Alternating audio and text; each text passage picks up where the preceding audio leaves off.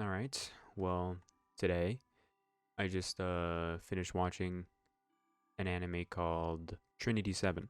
This anime is a harem shonen basically, comparable to High School DxD, Testament of Sister New Devil, Chivalry of a Failed Knight, and some more that I probably don't know of.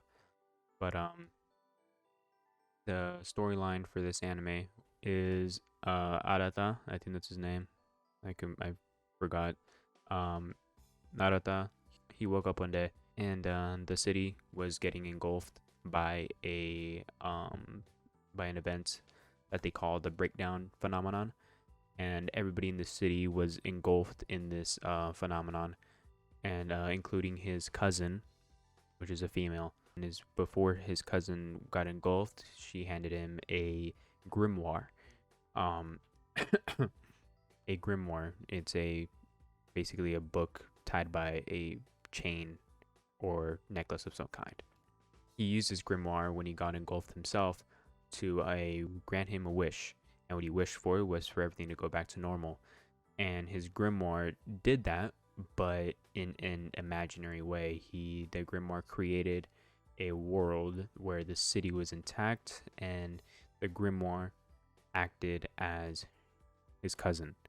Mages came to search the events and the aftermath of this event, and while doing that, the grimoire got exposed in her doings, and Arata snapped out of the illusion and realized that her cousin was not really her cousin, or his cousin was not really his cousin. And so he asked the fake, is she still alive? Because she got engulfed. Is she still alive? And the fake said yes, she is still alive. And with the mage right beside him, threatening him to either hand over the grimoire or die, he chose a different option to become a mage and get his cousin back. So he went to the mage, took him back to her academy, which is I think it's called Royal Biblia Academy, which is a school for mages and where they teach mages and shit like that. And that's it. That's the journey goes on from there. And since it is a harem, his harem consists of a group of the top mages of the school, which call themselves the Trinity 7, which is the title of the anime. And this is basically his harem. Along the way, each of the girls end up falling from one way or another. And the harem consists of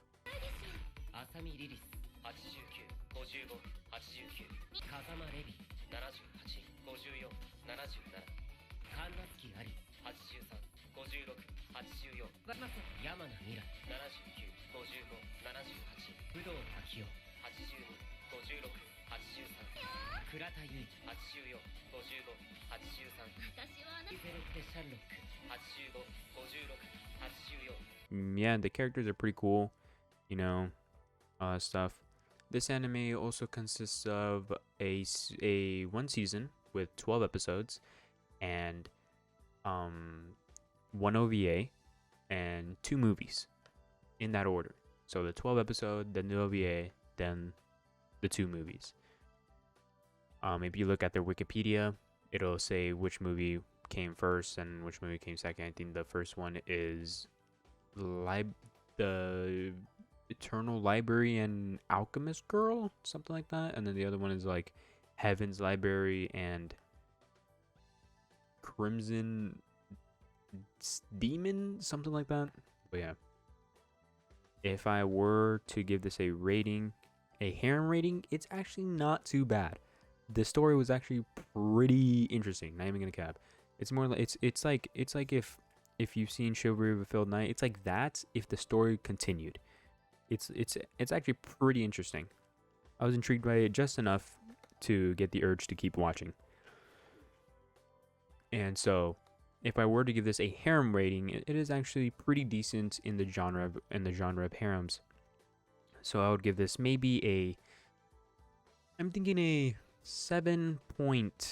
7.2 out of 10 for the category of harems, which is if I were to compare every single harem to this harem anime to this harem anime. Now, in all of anime, if I were to compare every single anime to this anime, it would probably get a 6 point. I was gonna say 6.5, but I'm gonna go with 6.6. 6.6 out of 10. So, it's not bad. You know what I'm saying? It's not completely failing. It's barely passing, It's pretty good. It's pretty decent for a harem. Definitely. It's pretty decent for a harem. Some of the complaints I had about this anime was that the main love interest is not only a redhead and blue-eyed, but also completely fucking useless. Like, there are so many animes that is so clearly obvious that they took specifically harems. I've literally not seen it with any other genre. Specifically harems. The main love interest is always a redhead. Always.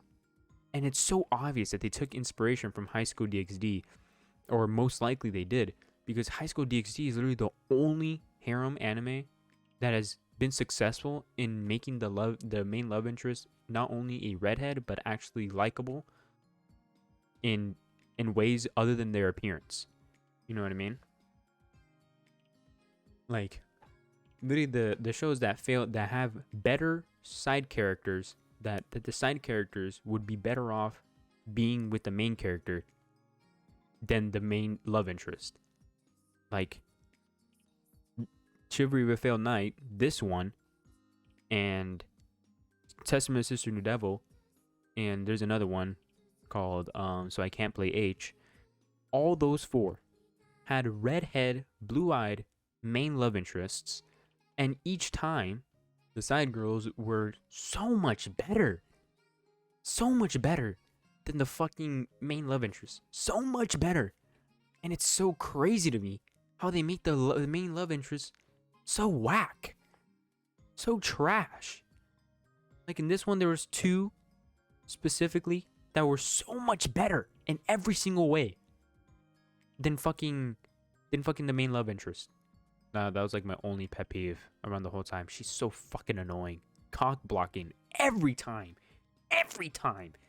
So fucking annoying. Like, she cock blocks, but she doesn't do anything with him at all. Literally, he got the most action with a girl that was not the love interest. Like, what the fuck is that? Like, it's so clear she's the love interest too, because she's like the main focus. They put the most effort into the scenes with him and her. It's so fucking obvious that she's the main love interest, and it sucks because there's so many better women in the show. So many better. It's fucking stupid, honestly. And especially it angers me so much because I've seen it so fucking much in so many harems. Why is the redhead always the go-to? Why? Why is that the thing? High School DxD is the only one that did it right with the redhead main love interest being somewhat likable. And even then, you can argue that some of the girls of fucking High School DxD were better than Rias. Like Akano, for example. That one's very debatable. Very debatable. Shit, I might even be on your side on that one, honestly.